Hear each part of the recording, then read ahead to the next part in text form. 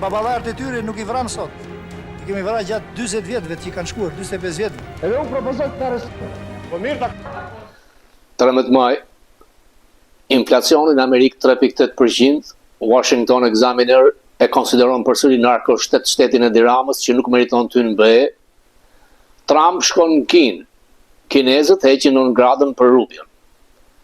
Rubio duket se është kandidati më i favorizuar për president. Ju përshëndes. Fokus nga Robert Papa këtu nga New York. Përsëri Washington Examiner, gazetë spektet konservator amerikan, ka pasur një artikull që thotë që Shqipëria nuk meriton të hyjë në Bashkimin Evropian në drejtimin e Edi Ramës. E konsideron si narkoshtet, hedh akuza se ka blerë Soros, Kushner dhe kërkon një sistem si të Erdogan. Sipas artikullit thuhet qartë që duhet ndaluar ky shtet i konsideruar si narkoshtet në Europë. Nuk është era parë që Washington Examiner sulmon qeverinë të korruptuarit Ballkanit Edwin Rama. Mbas sulmeve që vinë nga Bashkimi Evropian, ku 9 vende nuk japin viston për hapjen e negociatave, ëndrrën e madhe të Edwin Ramës, duket qartë që dosjet e mëdha të 3 lindave përbindëshve të vjedhse me $100 milion dhe bashkë mund të shkojnë miliarda dollar, tregojnë qartë që agjencitë e huaja të zbulimit, atyre që gjurmojnë transfertat $100 milion, Ramën e kanë trekëndësh.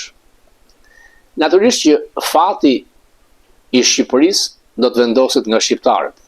Turistnia që vjen nga Bashkimi Evropian, nga Gjermania, ky vend aleat i madh, por dhe nga FBI, Departamenti i Drejtësisë, media e djathtë amerikane, e tregojnë qartë që ka kaluar çdo kufi.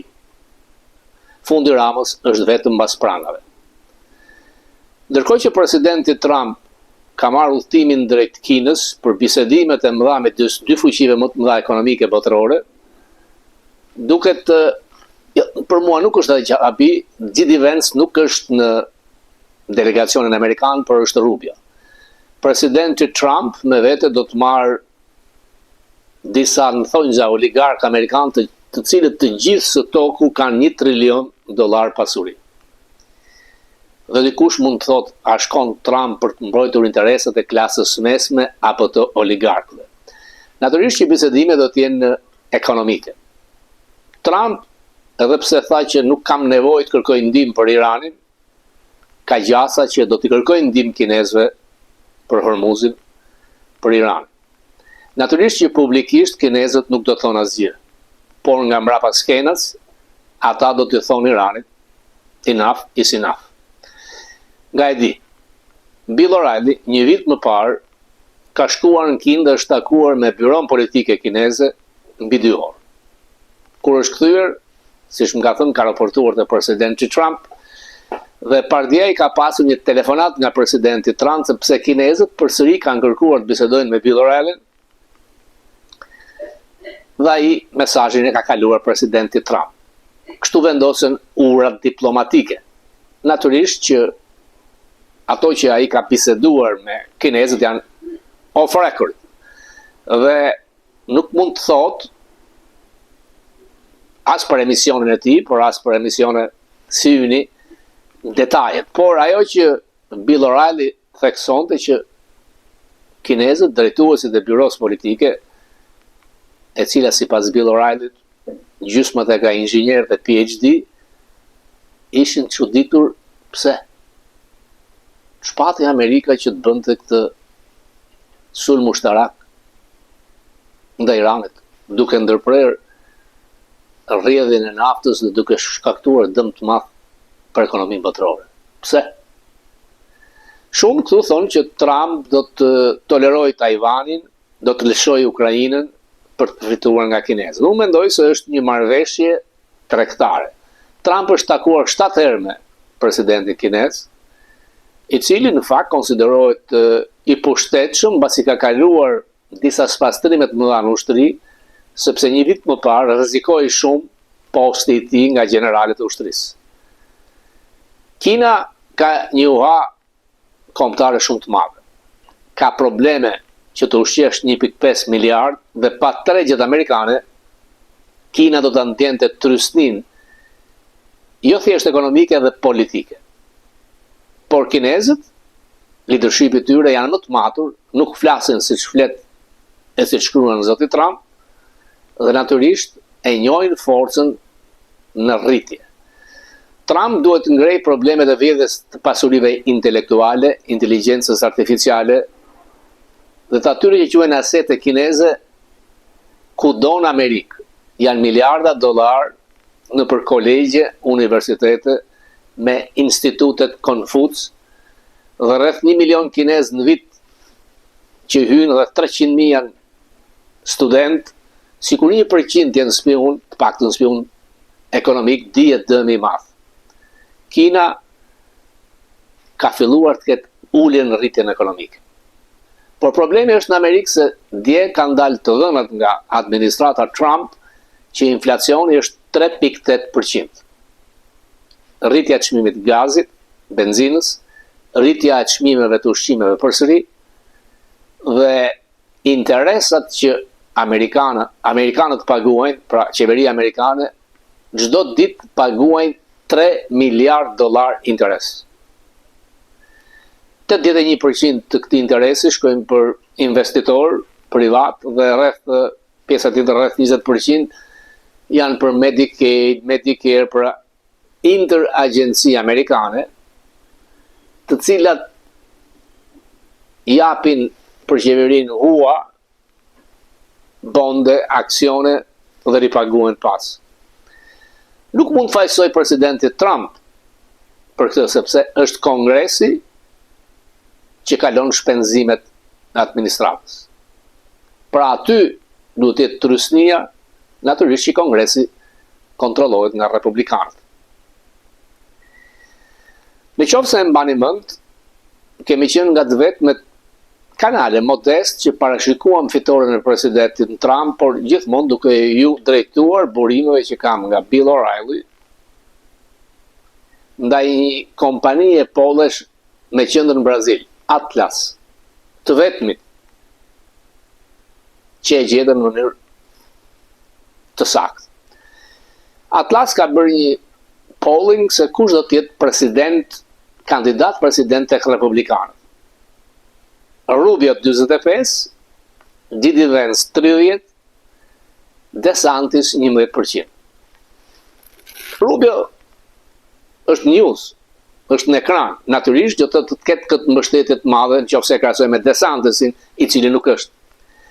Ndërsa Didi Vance, ideolog, i cili dikur Trumpin e ka quajtur Hitler, u distancua nga operacioni ushtarak lufta në Iran dhe kjo e ka dëmtuar tek MAGA. Trump ka thënë që unë nuk mbështes asnjërin, por do të ishte një dyshe perfekte. Trump ka deklaruar se DeSantisin do ta fusin në kabinet. Për mendimin tim tek Pentagoni ose tek Departamenti i Drejtësisë ku ka qenë dikur. Kabineti i zotit Trump këtë radhë ka nivele shumë të ulta.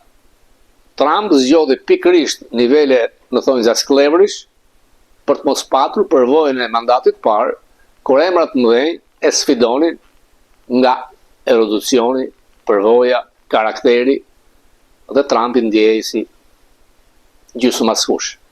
Këtë radhë është ndryshe. Trump, fatkeqësisht, e mendon veten si zot, dhe sipas mjekëve dhe analistëve ka një rënje të shëndetit mendor, po të shëndetit duket mënyra që nuk ecën dot drejt, ka fryrje të këmbëve, është një 80 vjeçar në qershor. Partia ka pasur 55 Twitter në 2 natë. As pak presidencial. Por amerikanët janë mësuar me këtë dhe e injorojnë këtë anë të presidentit Trump, por e shikojnë thjesht tek posti zyrtar dhe respektohet shtëpia e bardhë. Ajo që ka ndodhur në Iran, vetëm Trump mund ta bënte. por që nuk ka pasur plan strategjik, kjo duket. Nuk ka rëndësi a e cyti që futi Polak Netanyahu, apo adoleshenti Hegseth në Pentagon. Megjithatë, rëndësi ka mekanizmi ose personat që e ndaluan zotin Trump kur ai tha do të jetë fundi i civilizimit. Pra ka barriera, ka frena. Ai deep state që në shpeshherë kemi sulmuar dhe kritikuar funksionon. Bolton do të më thoshte që Trump duhet të përfundojë atë që nisi. Nuk mund të tërhiqet nga Hormuzi në mënyrë të tillë që të ndihet e dobësuar forca amerikane. Dhe mund të bëj vazhdimin e blokadës, të shkatroj infrastrukturën, urat, rrugët, centralet energjetik, shkripzimet, dhe nuk do të ishte fundi botës sepse Bill Clinton i madh ka bërë për 3 muaj këto ndaj Serbisë. Barack Obama 7 muaj ndaj Libisë. Por as Clinton as Obama nuk shkruanin ose nuk flisnin në mënyrë jo presidenciale. Këtu është ndryshimi. Por ideja që republikanët do të humbasin mes mandatin, do të jetë një dallgë e madhe blu, nuk besoj se mund të jetë kështu, sepse me vendimin e Gjykatës Supreme, me rindarjen e distrikteve republikanë, ka gjasa që republikanët të mbajnë Kongresin. Tash që inflacioni është 3.8%. Ju thash që çmimi i benzinës po rritet, por në Wall Street optimizmi nuk ka rënë. Tek stoqet, pra ato që ke humbur tek benzinat e gazit, ke fituar 2-3 fish nëse ke investuar në stoqe, në aksion, në Wall Street. Pra, ekonomia amerikane është robuste, sepse krijoi 115.000 vende pune në prill. Kur të gjithë thonin do të krijonte 50.000. GDP-ja është 2%. Natyrisht që Trump ka kundërshtitur për plasjet nga. Vetë Gjykata Supreme ndaj tarifave të tij, sepse me tarifa hyn rreth 2 miliardë në ditë, dhe kur interesat paguhen 3 miliardë ndihmonte shumë. Disa kompani kanë filluar të paguhen Ford mbi 1.5 miliardë dollar. Por mekanizmi i pagesave është aq i vështirë se dhe Trump ka thënë që unë nuk do t'i harroj ata që kërkojnë të më shpërblim. A ka të drejtë Trump për tarifa? Pa. Po. Duhet të jetë simetrik. Ku jemi ne? Ku mbesim ne? Jo thash edhe një herë, kur një media e djathtë në Washington vazhdon këmbanat alarme narkoshtet për një vend që sipas tyre do të ishte se Singapuri me bum të madh, dhe aty thuhet qartësisht miliarda dollar të mafjes të kokainës pastrohen në Shqipëri. Dhe ndërlidhja e Ramës me krimin bën që ai të mbrojë 3 lindat kusare, anti-shqiptare, anti-humane, 0 intelektuale mediokre.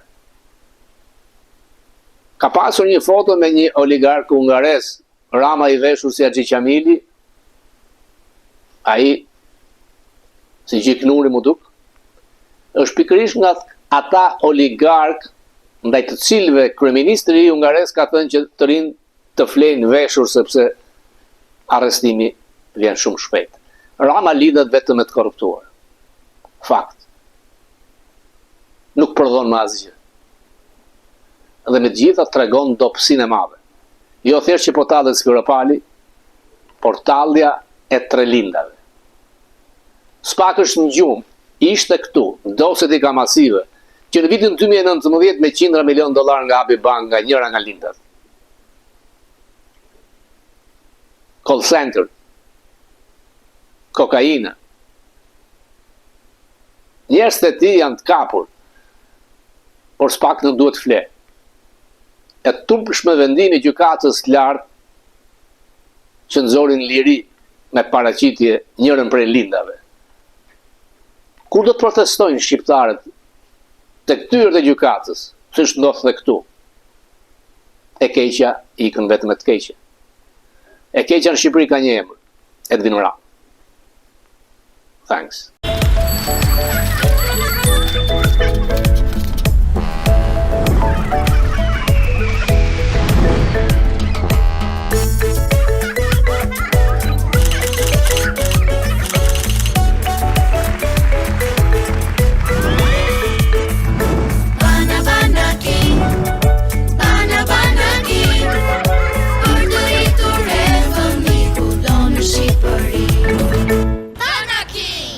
Kudo në Shqipëri.